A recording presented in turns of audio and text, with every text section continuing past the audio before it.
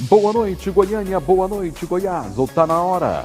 Não escolhe notícias, escolhe te informar. Desde já, muito obrigado pelo carinho da grande audiência em Goiânia e em todo o estado de Goiás. E nós vamos atualizar agora o caso que chocou Caldas Novas, Goiás, e foi notícia em todo o Brasil.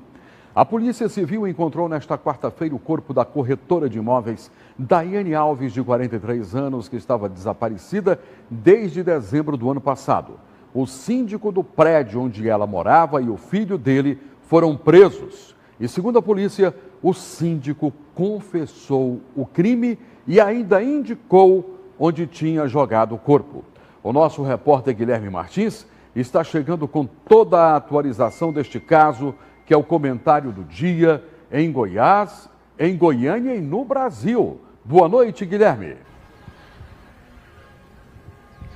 Oi, Sandes, muito boa noite para você, uma boa noite também para você que está acompanhando a gente aqui no Tá Na Hora Goiás. Inclusive, Sandes, a gente fala ao vivo aqui direto da cidade de Caldas Novas, cidade turística bastante conhecida aqui no nosso estado, né, que fica a cerca de 160 quilômetros de Goiânia, mas que infelizmente foi cenário desse crime cruel, desse crime que chocou não somente nós aqui de Goiás, mas também o país inteiro. Antes de entrarmos ao vivo, nós estávamos no interior do condomínio, diretamente do local onde todo esse crime foi registrado, mas prestes a entrar ao vivo, a nossa equipe foi informada de que nós fomos bloqueados, né? O nosso acesso foi impedido de entrar no prédio onde a Daiane desapareceu, onde essa corretora de imóveis que estava desaparecida desde o dia 17 de dezembro do ano passado foi encontrada, foi vista pela última vez, né? E aí a gente tem imagens desses últimos momentos que ela foi vista com vida no elevador do prédio, quando ela teria ali tido cortes de energia no apartamento onde ela mora, neste prédio residencial, nesse condomínio onde a nossa equipe fala ao vivo neste momento. Logo depois dela perceber esse corte de energia, ela entra nesse elevador e vai em direção ao subsolo. Foi exatamente nesse instante, quando ela sai do elevador, quando já estava no subsolo do prédio, que, de acordo com as investigações, ela foi surpreendida pelo síndico. Esse síndico já estava, de acordo com os delegados responsáveis por esse caso, estava aguardando, né, a Daiane, e foi justamente nesse momento que o síndico, identificado como Kleber Rosa de Oliveira, percebeu, né, que estava sendo filmado, ficou irritado e começou a agredir esta mulher, começou a agredir a corretora de imóveis que estava há mais de 40 dias desaparecida. A gente tem uma entrevista, hoje cedo teve uma coletiva de imprensa com o delegado responsável por esse caso. Ele vai trazer mais detalhes a partir de agora sobre como a Polícia Civil chegou até o síndico. Ao final da força-tarefa, chegamos a ouvir 22 pessoas e, diante de tudo que foi apurado, ficou demonstrado que, diante dos relacionamentos que Daiane tinha, das possíveis pessoas que pudessem ter cometido qualquer coisa, qualquer crime contra ela, somente o autor preso hoje teria acesso e a possibilidade de cometer esse crime, sem que ele tivesse sido visto, registrado pelas câmeras de monitoramento para ocultar a prática dessa materialidade criminosa. Pois é, a gente está aqui em Caldas Novas desde o início da tarde de hoje, acompanhando toda a movimentação, Sandes. Inclusive, já no início da tarde, o prédio onde a Daiane morava que tinha cerca de 6 apartamentos com a família, né? No início da tarde de hoje, esse prédio foi tomado por revolta, porque alguns vizinhos bastante revoltados com todo esse cenário, com todo o desfecho dessa história, pincharam as paredes da recepção, também os sofás que ficam na recepção, causando aí essa situação de vandalismo. A Polícia Militar precisou ser acionada para conter toda essa ação, mas aqui no prédio também, nós registramos imagens até agora há pouco, também está o carro que teria sido utilizado para colocar o corpo da Daiane. A gente lembra que todo esse caso veio à tona a partir do dia 17 de dezembro. O relógio da câmera de segurança marcava por volta das 7 horas da noite, quando a Daiane entra nesse elevador. Em questão, de acordo com as investigações, em questão de 8 minutos, ela teria sido morta pelo próprio síndico, pelo síndico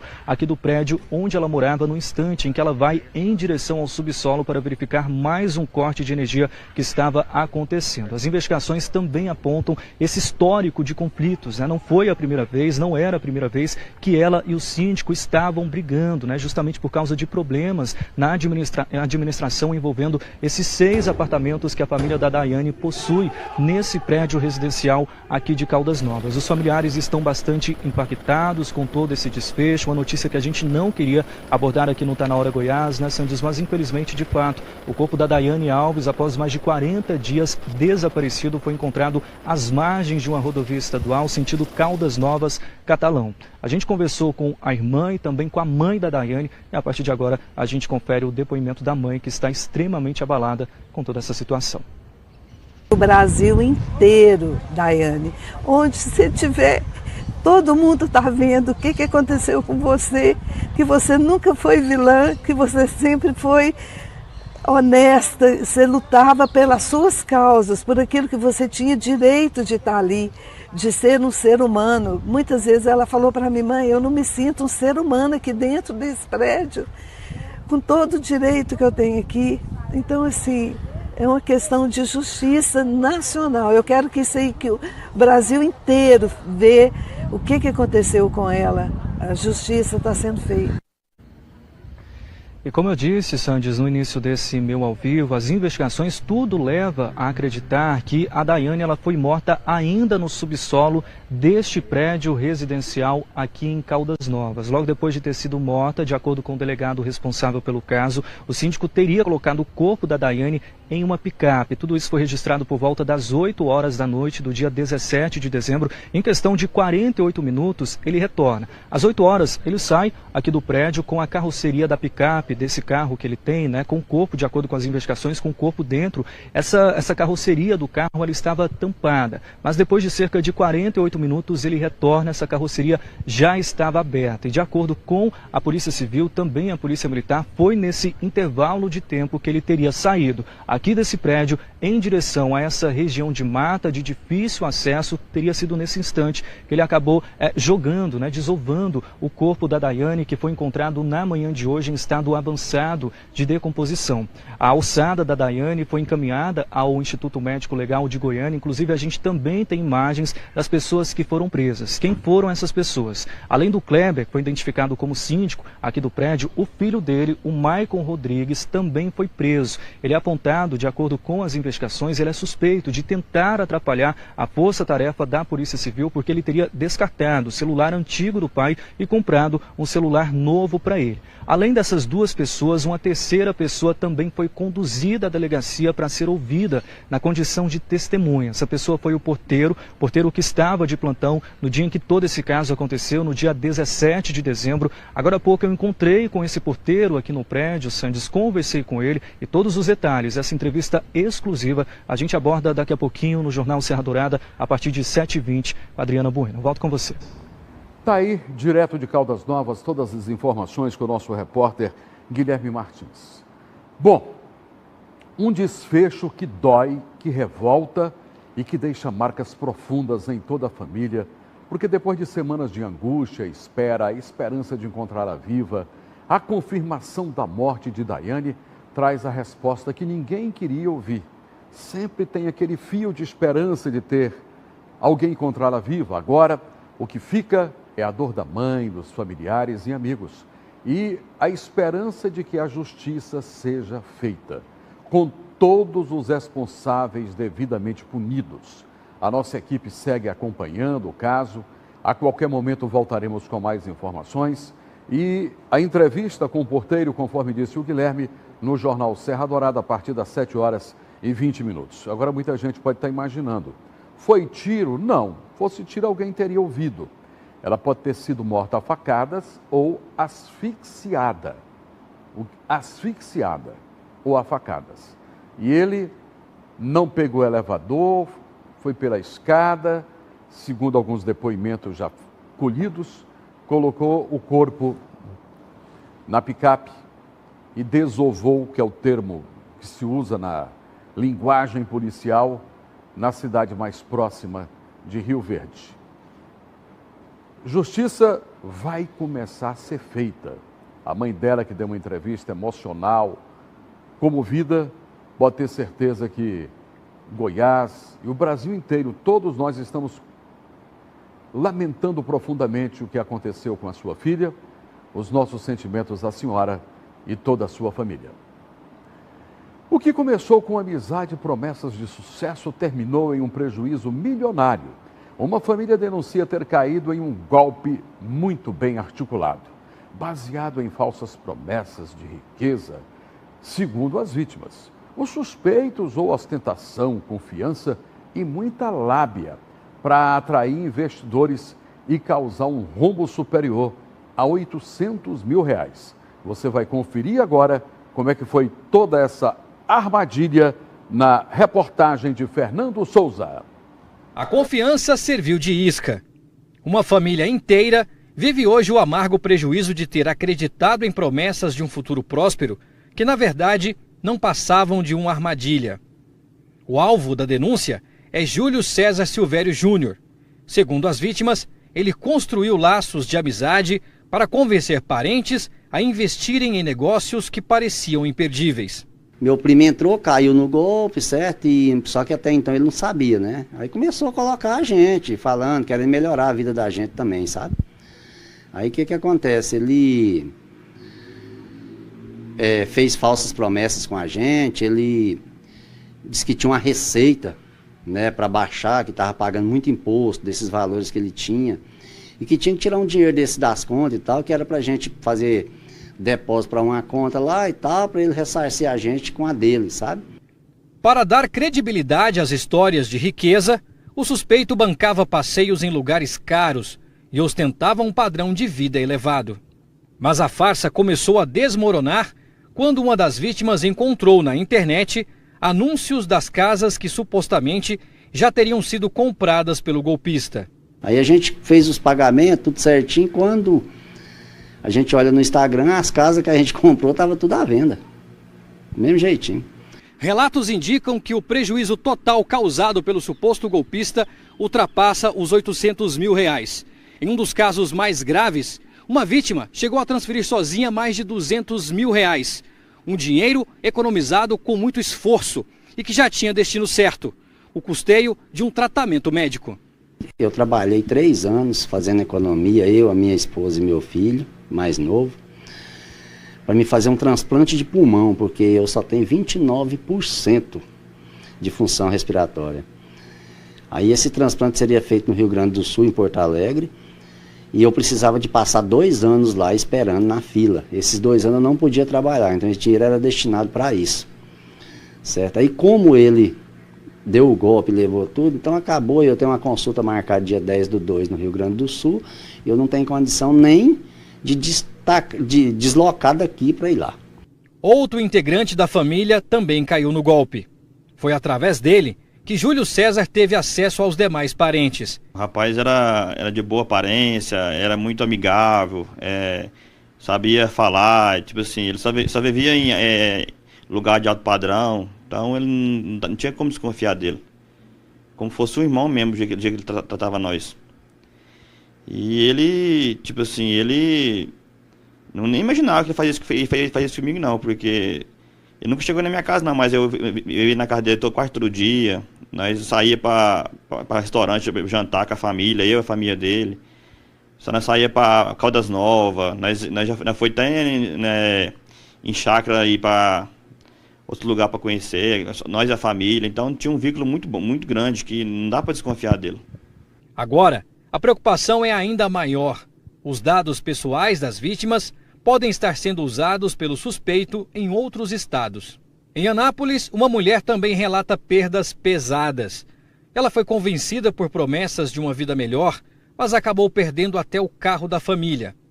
Emocionada, ela conta que a situação comprometeu o sustento da casa e os desejos simples dos filhos. Não tem um dia que eu não chore, não tem um dia que eu não oro, peço a Deus para que pegue ele, que a gente consiga pegar nosso dinheiro de volta, para a gente continuar a nossa vida. Porque a nossa vida parou, né? Eu perdi um carro que eu tinha de 7 lugares, que a gente tem 4 crianças, né? Eu e meu esposo, eu perdi o meu carro, eu tô sem carro. E meus filhos, o que dói mais é quando meus filhos falam: mamãe, bora sair, vamos passear. E desde outubro a gente não sai mais com eles, porque não tem como sair. A vítima, que nunca chegou a conhecer o suspeito pessoalmente, afirmou que desconfiou das vantagens oferecidas. Eu sempre desconfiei, né? Mas aí quando eu tomei esse, eu falei assim, eu vou pesquisar no JUS, que eu tenho o JUS, eu vou pesquisar o nome deles no JUS para mim ver. Quando eu vi o mais 41 processos que ele tinha, aí eu fiquei em choque. Aí eu falei pro meu irmão, mas a gente caiu num golpe. A família pede que a imagem de Júlio César seja divulgada para evitar novas vítimas. Mas, até o fechamento desta reportagem, a Polícia Civil orientou a não exposição da foto do suspeito. E, segundo o órgão, o caso está sob investigação. Tá aí as informações. Agora, o que dói, além de tudo isso, aqui a gente sente muito aquele rapaz que ia fazer o transplante lá em Porto Alegre. Economizou R$200 mil, que ele ia ter que ficar 2 anos sem trabalhar. O melhor lugar do Brasil para fazer transplante de pulmão é lá em Porto Alegre. Tinha uma consulta agora no começo do mês de fevereiro, não vai mais, e vai ter que trabalhar para ganhar tudo de novo para tentar fazer esse transplante. Agora vamos trazer notícias, mais notícias com Sheila Araújo. Boa noite, Sheila. Boa noite, Sandes, para você, para todos de casa. Mais um caso triste, né, Sandes? Ontem mesmo nós noticiamos aqui a prisão de uma quadrilha que fez aí uma senhora perder mais de R$35 mil no bilhete falso. E aí a situação fica complicada. Mas a gente segue com mais informações, viu, Sandes? E a Polícia Federal realizou a operação contra um esquema de extração e comercialização ilegal de manganês mineral que tinha como um destino marcado a China. Essa ação cumpriu mandados de busca e apreensão em Goiás, Pará, Minas Gerais, além também da prisão preventiva de um suspeito. Durante essa operação foram apreendidos um helicóptero, veículos, joias e equipamentos eletrônicos. A Justiça Federal determinou o bloqueio de mais de 24 milhões. E, segundo a Polícia Federal, o grupo extraía o manganês de forma clandestina e utilizava ali as notas fiscais esquentadas para exportação fraudulenta e também atuava sem a autorização ambiental ou qualquer outro tipo de minerário válido. E é claro que essas investigações continuam e a gente continua também acompanhando de perto e trazendo atualizações para vocês. Agora, olha, gente, a Polícia Militar estourou ali um laboratório clandestino de falsificação de bebidas alcoólicas. Isso aconteceu no distrito de Miranápolis, em Teresópolis de Goiás. Essa operação começou logo depois de denúncias anônimas e também o monitoramento de um veículo suspeito. Durante a abordagem, os policiais encontraram garrafas de uísque falsificadas no porta-malas desse veículo. Na residência do suspeito, funcionava ali como um laboratório, onde foram apreendidos uísque, gins e outros destilados adulterados, além de lacres, selos de marcas conhecidas, inclusive, e equipamentos que eram usados aí na falsificação. Segundo a Polícia Militar, o homem ele comprava bebidas de baixo valor e transferia o líquido para garrafas de marcas famosas, um produto químico proibido, possivelmente inseticida. Olha que perigo. Pois é. Também esse líquido ele foi encontrado, aí será periciado. O suspeito ele foi preso em flagrante, levado à central de flagrante e segue aí nessa investigação junto da polícia. Agora esse caso, gente, momentos de terror marcaram aí a madrugada da última terça-feira em um motel no setor Parque Oeste Industrial aqui em Goiânia. Olha só. Um jovem de 29 anos, ele acabou sofrendo ali convulsões e até surto psicótico dentro de uma suíte, logo depois, segundo a Polícia Militar, de misturar crack e álcool. A mulher que estava acompanhando conseguiu fugir do quarto e pediu socorro aos funcionários, com medo, é claro, de ser agredida. No local, os policiais encontraram o jovem caído, ensanguentado e com várias lesões provocadas após ele quebrar portas de vidro e espelhos também. O Corpo de Bombeiros prestou ali o atendimento e encaminhou o suspeito ao CAIS de Campinas. A suíte acabou ficando parcialmente destruída, como vocês estão acompanhando nas fotos, e essa ocorrência foi registrada como crime de dano e segue também sob apuração. Outro caso que eu trago em destaque, que tem muito a ver com isso, viu, gente, é que uma noite que teria começado ali como um encontro romântico acabou terminando em um verdadeiro prejuízo para um homem de 34 anos em Trindade. Isso porque, segundo a Polícia Militar, a vítima conheceu uma suspeita pelas redes sociais e a convidou para sair, para ir até a casa dele. Só que essa mulher chegou acompanhada de uma amiga, mas pouco tempo depois disse que precisava ir embora. Vai vendo, hein? Em seguida, esse homem acabou adormecendo. Imagens de câmeras de segurança mostram aí um momento em que uma das mulheres sai da residência enquanto a outra destrava o veículo. Na manhã seguinte, a vítima percebeu que a chave e o carro haviam sido furtados. Esse caso ele foi registrado, viu, Santos, como furto e segue aí sob investigação da Polícia Civil. Boa noite, Cinderela, né, Santos? É o famoso Boa Noite, Cinderela. Duas mulheres, ele lá, numa boa, só que ele dormiu e perdeu muita coisa. Pois é, aí acabou ficando com prejuízo daquele sem o carro. É claro que a polícia está investigando. A gente espera em breve noticiar que esse carro foi encontrado e essas mulheres aí foram responsabilizadas. A gente segue, viu, Santos, trazendo mais informações no decorrer do nosso programa, mas daqui a pouco eu volto com mais notícia nesse giro para vocês. Daqui a pouquinho, portanto, Sheila Araújo voltará com outras notícias para vocês. Já em nosso programa vamos ter um quadro de solidariedade. No nosso quadro de solidariedade nós realizamos sonhos e hoje vamos tentar realizar o sonho da Bruna Lopes. A Bruna quer voltar a estudar, que coisa bonita, hein? Quer voltar a estudar, fazer faculdade e tudo mais. Vamos tentar realizar o sonho dela daqui a pouquinho. Mais um homem de 43 anos morreu eletrocutado no residencial Elisene Santana, aqui em Goiânia. O caso, que inicialmente foi tratado como um acidente doméstico, ganhou um novo rumo após avanço das investigações da Polícia Civil.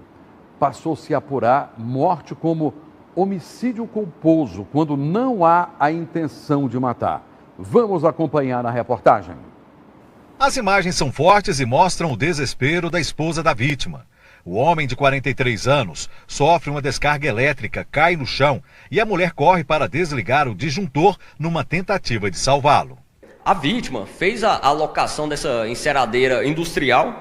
Ele tinha feito uma obra, uma instalação da piscina na sua residência, então fez a locação no dia 1º de novembro de 2025 para fazer a limpeza ali da sua residência. Enquanto ele estava operando esse equipamento, ele sofreu uma descarga elétrica, caiu ao solo, a esposa estava nas adjacências ali, imediatamente ela deslocou para a residência, para o interior da residência, desligou o quadro de energia, solicitou um apoio ali do corpo de bombeiros e infelizmente a vítima foi a óbito. O que parecia um acidente doméstico agora é tratado pela Polícia Civil como homicídio culposo.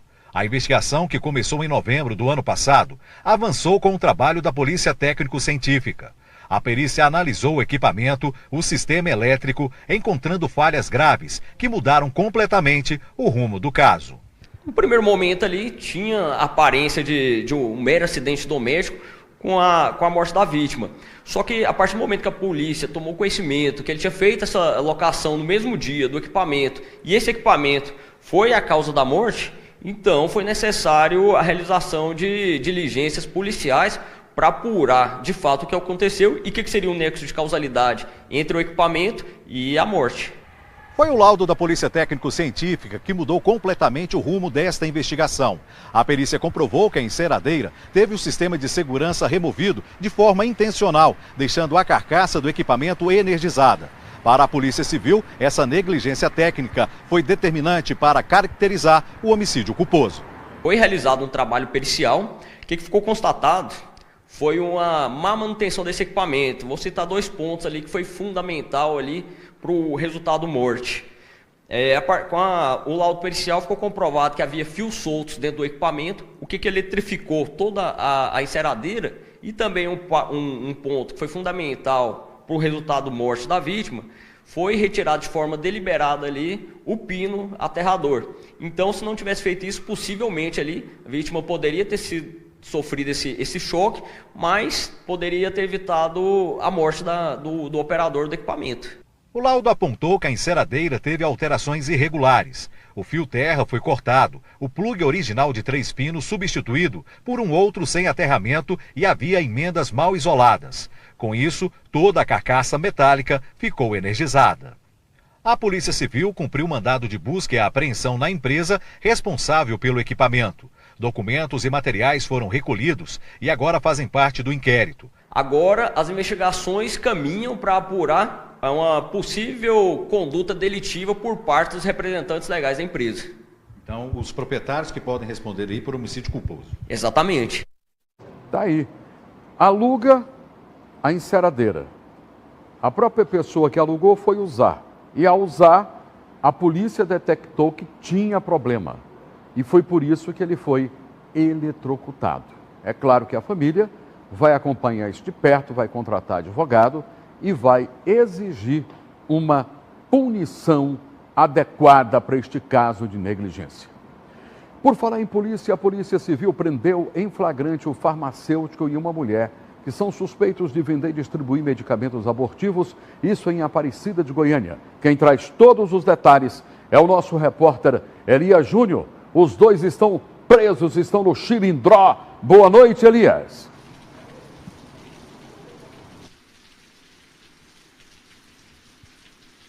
Muito boa noite para você, Sandy Júnior, toda a audiência do nosso Tá Na Hora Goiás. Presos, sim, presos em flagrante.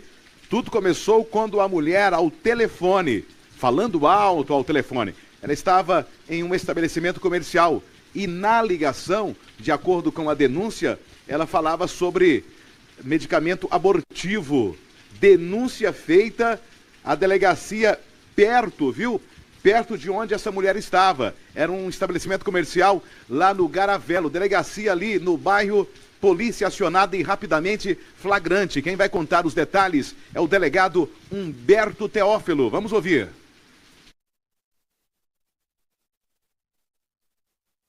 Fizemos a prisão de 2 pessoas que vocês estão vendo ali atrás. Essa mulher que estava com 14 comprimidos de remédio abortivo aqui no Garavelo, comercializando. E depois descobrimos, através da delação dela, o seu fornecedor, que é um farmacêutico e empresário, que estava lá em Goiânia, e com ele nós aprendemos diversos medicamentos, emagrecedores, hormônios, e além de outros, de tarja preta, parecendo que ele tinha uma farmácia na casa dele. E vendia, claro, tudo de forma ilegal e causando um perigo para a saúde das outras pessoas, em especial o medicamento abortivo que mata bebês.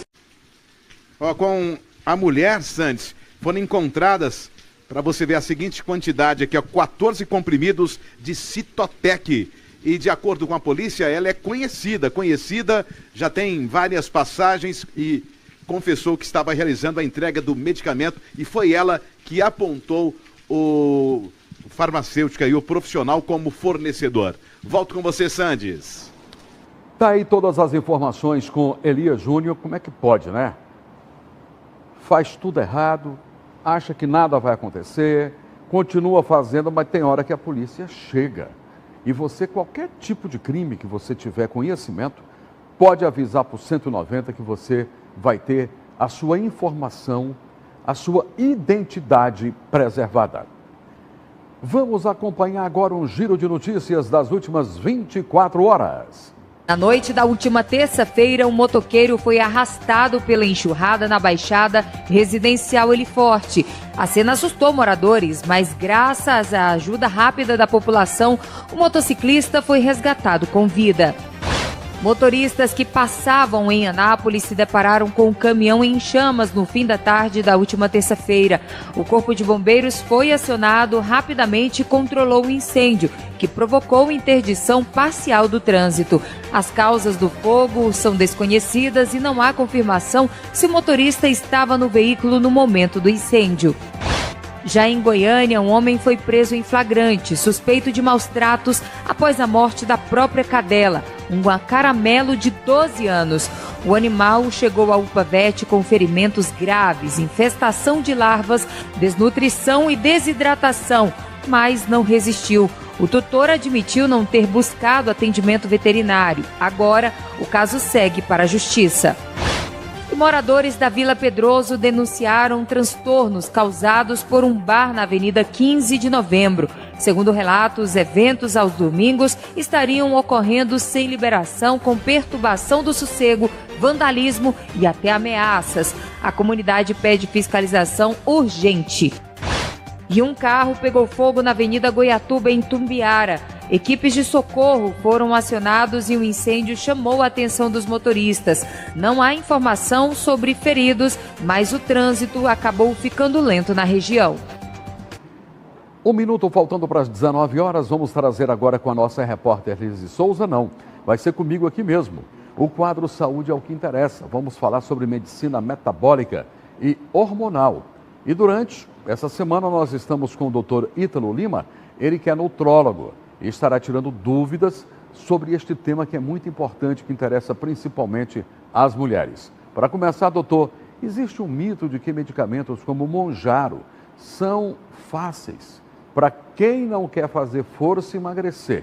Como é que o senhor responde, eu não diria nem essa crítica, esta pergunta? E qual é o real papel da medicação dentro de um tratamento sério? Esse é um mito muito comum, eu acho que mais por preconceito, por ser uma medicação nova e que promete muita coisa. Mas é uma medicação realmente revolucionária. E eu acho que as pessoas que têm algum medo de efeito colateral, de alguma efeito sanfona, não sabe o que a medicação é capaz de fazer. Por exemplo, uma paciente minha que era uma adolescente que não podia fazer a cirurgia bariátrica por transtornos mentais, a psicóloga não autorizou, ela era uma paciente extremamente ansiosa e devido à medicação que a gente entrou, o Mounjaro com ela soube se controlar, não teve a compulsão alimentar, a medicação controlou bastante a compulsão e hoje ela é uma criança, uma adolescente que perdeu mais de 30 quilos e era uma paciente que não poderia ter outra alternativa. A cirurgia não era uma via segura para ela e a medicação mudou a vida dessa paciente. Doutor, além da perda de peso, muitos pacientes relatam um controle da compulsão alimentar com o Mounjaro. Para um atleta que precisa sim seguir uma dieta rigorosa, isso pode ser considerado uma vantagem para a sua performance? Com certeza sim. Para atletas, principalmente que vão fazer alguma competição, o Mounjaro ou outra substância que reduz o controle de ânsia de comer, principalmente para atleta que precisa de fazer bastante atividade, tem um gasto calórico muito alto, ajuda bastante, principalmente nos períodos que o atleta está em déficit calórico agressivo. A medicação ajuda a controlar a compulsão alimentar e esse atleta vai passar por esse período de cutting, que a gente chama, de uma forma bem mais fácil e controlada. Sem falar que vai potencializar a queima de gordura desse atleta. Muito obrigado, doutor, e até amanhã tem mais perguntas para o senhor. Agora, o nosso quadro de solidariedade, Eu Preciso de Você.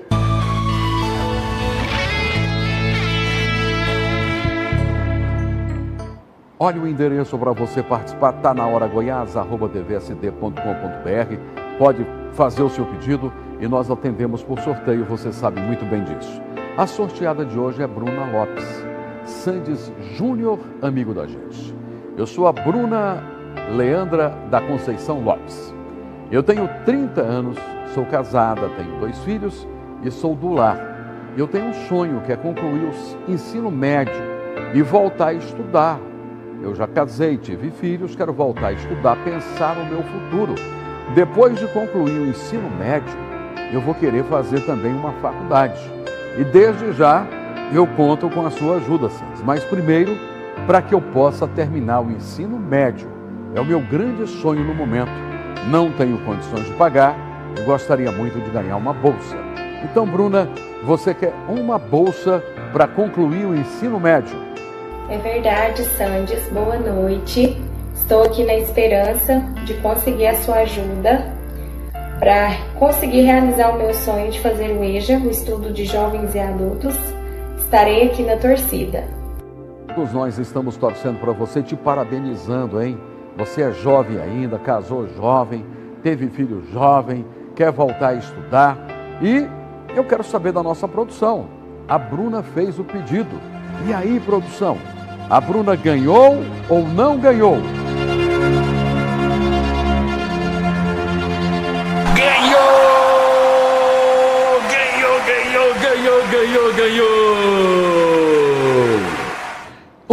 presentão do Colégio Poli 10. Quem vai falar de lá é a professora e diretora Sejana Martins. É isso mesmo, Sandes. O Colégio Poli 10 está aqui para presentear você com uma bolsa de estudo 100% à distância, online, que você poderá estudar de onde você estiver. É uma alegria imensa participar em parceria com o programa do Sandes, na realização desse sonho de tantas pessoas. Já tem vários alunos concluindo os estudos que foram beneficiados pelo programa do Sandes e poderão agora dar continuidade a outros objetivos, onde o ensino médio é apenas um pré-requisito. Ficamos muito felizes em fazer parte da realização do seu sonho e estamos aqui esperando para cuidar muito bem de você. Que beleza, muito obrigado, professora Sejana. Está aqui o endereço, está aqui o telefone, está tudo do Colégio Poli 10, que fica na Rua 3, 950, no setor central, aqui em Goiânia. Bom, agradecendo a professora e diretora Sejana, eu quero saber agora de você, Bruna, se você está feliz, está satisfeita? Estou muito emocionada e agradecida por você realizar o meu sonho. Agora poderei concluir o ensino médio. Muito obrigada a você, Sandes Júnior, e ao Colégio Poli 10. É isso aí. E graças a Deus, mais um sonho realizado através do nosso quadro de solidariedade. Eu preciso de você. Sandes Júnior faz o bem sem olhar a quem. Volto já. Vamos a um rapidíssimo intervalo comercial. Nossos comerciais, por favor.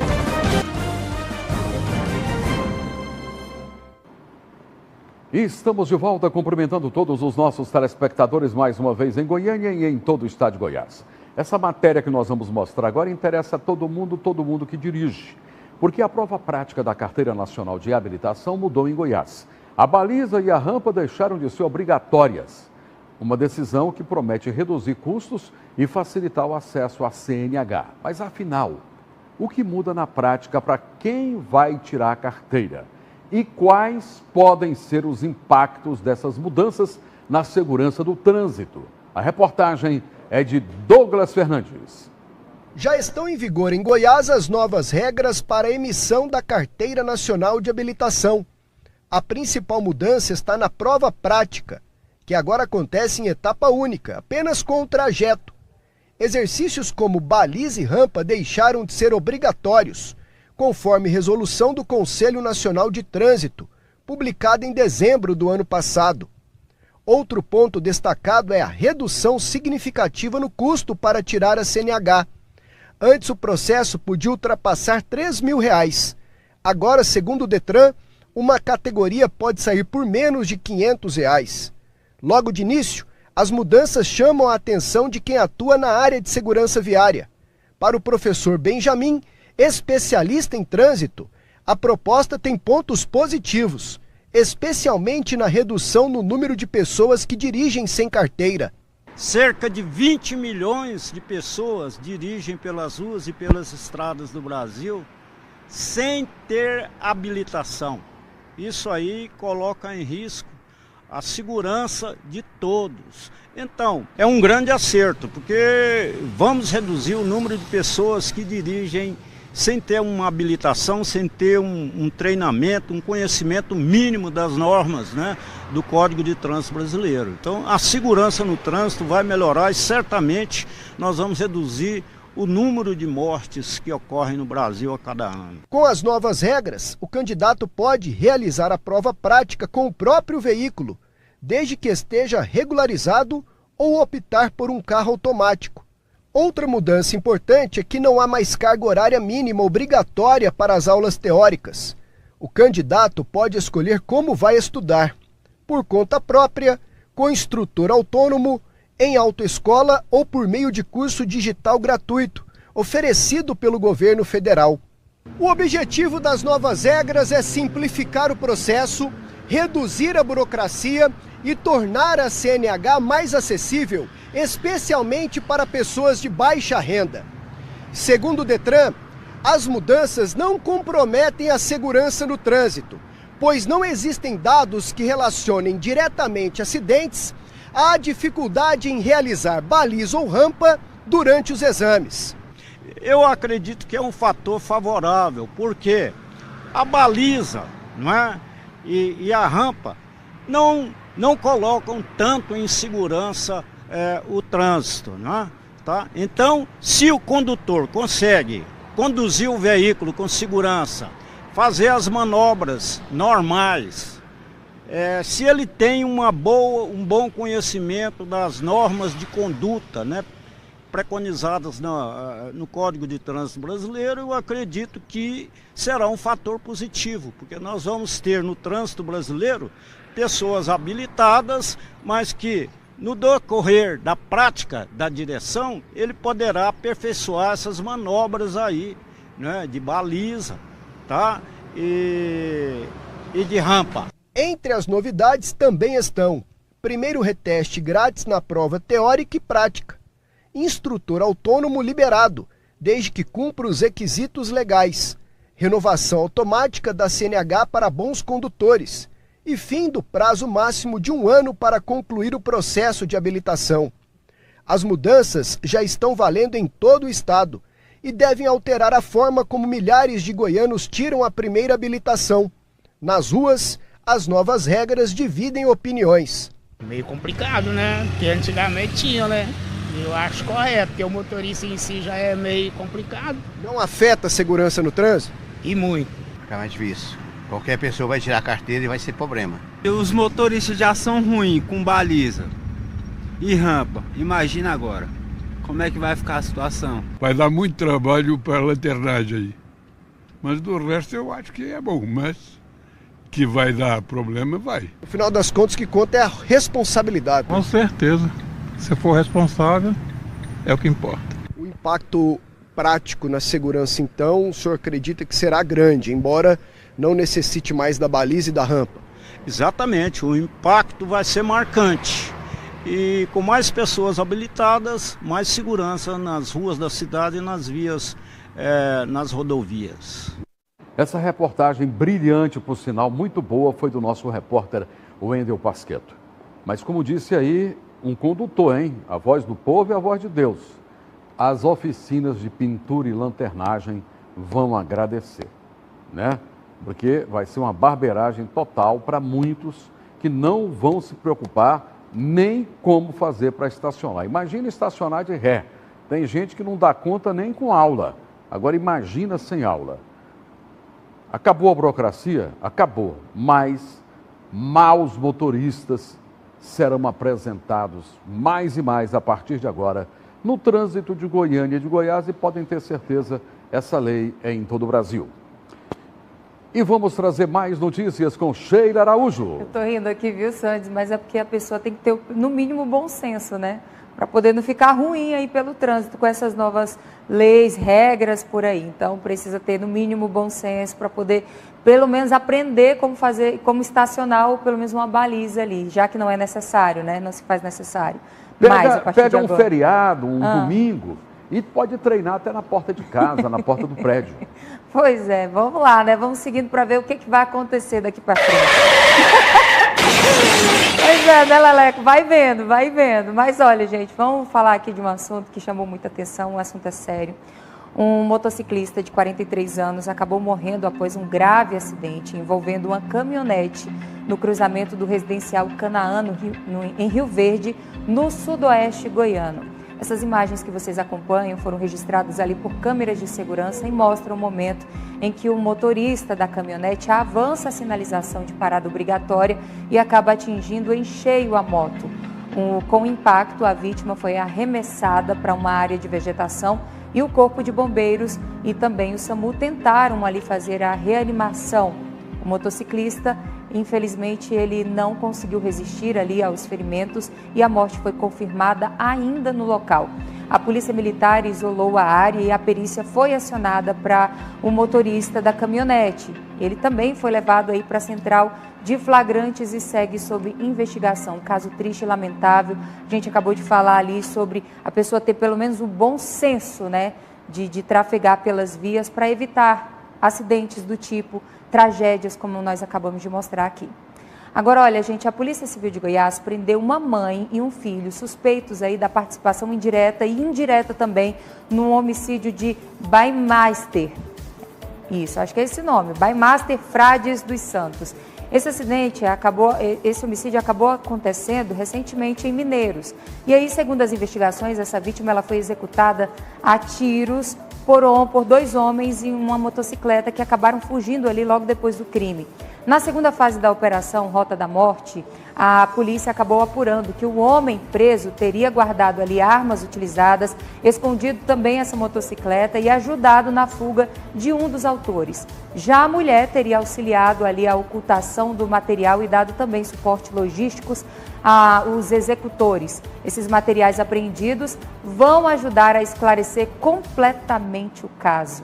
Situação complicada aí também, viu, Sandes? Por hoje eu me despeço, mas amanhã tem mais notícia para vocês. Ok, muito obrigado, Sheila Araújo. Tá na hora, Goiás. O programa que não escolhe notícias, escolhe te informar, volta amanhã às 18h30. Agora está chegando o Jornal Serra Dourada com a Adriana Bueno, que eu cumprimento agora. Boa noite, Adriana. Boa noite, Sandy.